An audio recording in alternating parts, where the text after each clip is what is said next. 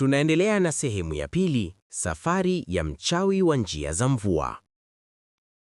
Sofia aliendelea kutembea kwa miguu, mteremko wa milima ukiwa mbele yake, huku mawazo yake yakiwa machache lakini makubwa.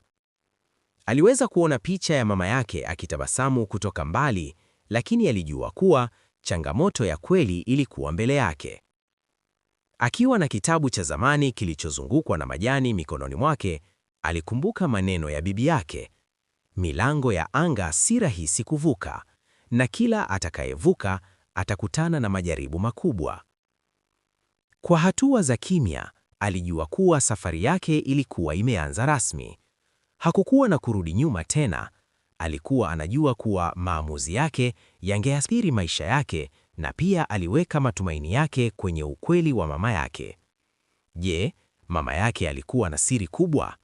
Je, alikuwa anafanya kweli kuokoa ulimwengu, au alikuwa na dhamira nyingine? Akifikia sehemu ya milima iliyojaa mawingu mazito, Sofia aliona kivuli cha ajabu kilichotokea kutoka kwenye giza la mawingu. Mchawi wa njia za mvua alijitokeza mbele yake, akiwa amesimama kimya kama mfuasi wa zamani wa anga. Mchawi alikuwa akivalia vazi jeupe lenye mifumo ya ajabu. Kila hatua aliyoichukua ilileta mawimbi ya mvua na upepo mkali. Macho yake yaliangaza kwa giza la siri na alitabasamu kwa kutumia nguvu kubwa. Unataka kuvuka milango ya anga, lakini je, uko tayari? Aliuliza mchawi kwa sauti yenye nguvu, kila neno likiwa na mvuto wa uchawi.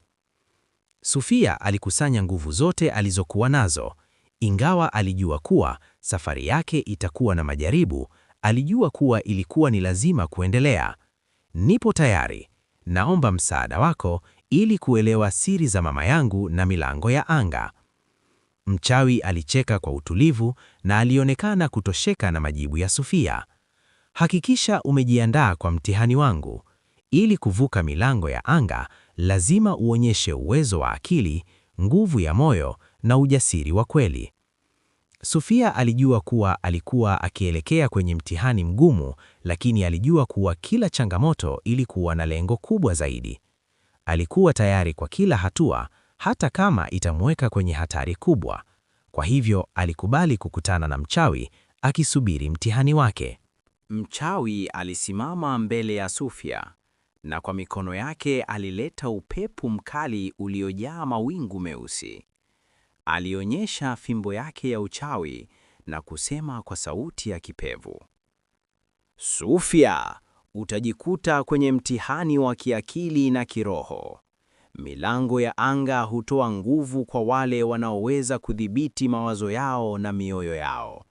Kama huna imani, milango haitafunguka. Alijua kuwa mchawi alikuwa akimfanya ajiulize maswali mengi. Sofia alikusanya nguvu za ndani, akijua kuwa alipaswa kupigana na kila changamoto ili kufungua milango ya anga. Kwa hivyo alikubali mtihani wa mchawi, akiwa na shauku ya kuona nini kingeweza kufanyika. Mchawi alitabasamu kwa siri, akiielekeza fimbo yake kwa anga. Kwa sekunde, anga lilibadilika na kuwa giza totoro, ambapo mawimbi ya giza yalianza kushika nguvu.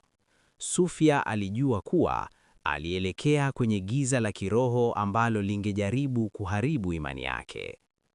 Katika mtihani huu, mchawi alisema kwa sauti ya kutisha, hutaweza kuona njia yako, lakini lazima utumie akili yako kutafuta ukweli na moyo wako kugundua nia yako halisi. Sofia alijua kuwa alipaswa kujiamini na kuchukua kila hatua kwa uangalifu. Kila wingu la giza lililoizunguka lilikuwa na sauti ya mazungumzo ya zamani, sauti za watu waliopita mbele yake. Aliweza kusikia maneno ya mama yake akimwambia, Sofia, nenda kwenye milango ya anga, lakini tambua kuwa kila njia inakuja na majaribu. Mchawi alikata mazungumzo yake kwa kusema kwa nguvu, ili kuvuka milango, lazima uondoe wingu la giza linalokuzunguka.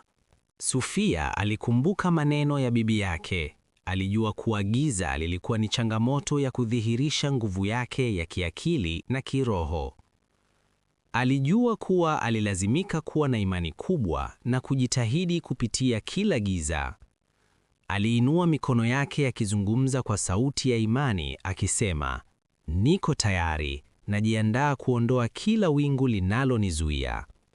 Kwa nguvu za kiroho na akili, Sofia alijua kuwa alipaswa kujiamini na kuchukua hatua inayofuata.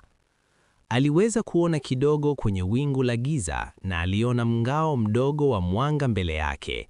Aliuona kama ni mlango wa anga. Alijua kuwa ikiwa atafika kwenye mlango huu, safari yake ingefikia hatua mpya. Aliweza kuona mikono ya mchawi ikimwagilia mvua, na alijua kuwa ni jaribio lake la kupita kwenye changamoto hii. Kwa nguvu ya moyo, alikimbilia mbele, akiwa na mwanga wa matumaini, na kwa haraka aliweza kuvuka kizingiti cha kwanza cha giza. Mchawi na mtihani wa mwisho. Mchawi alishangaa kwa kumtazama Sofia akifaulu. Alijua kuwa alikuwa mbele ya mtihani wa kipekee na aliona kuwa Sofia alikuwa amejitolea kwa dhati. "Sofia, umevuka kizingiti cha kwanza," mchawi alisema kwa sauti ya furaha kidogo. "Lakini safari yako haijamalizika. Milango ya anga inahitaji zaidi. Hii ni hatua tu. Kuendelea mbele ni juu yako." Sofia alikubali kwa kimya, akijua kuwa safari yake ilikuwa inahitaji nguvu za kiakili na za kiroho. Aliendelea kutembea kwa matumaini, akiwa na kitabu cha zamani mikononi mwake, akijua kuwa safari ya kuokoa mama yake ilikuwa imeanza rasmi. Hii ni sehemu ya pili. Usikose kufuatilia sehemu ya 3. Na pia usisahau kusubscribe katika channel hii kwa ajili ya kupata mwendelezo unaofuata. Asante kwa kuwa nami kuanzia mwanzo wa hadithi hii hadi sasa.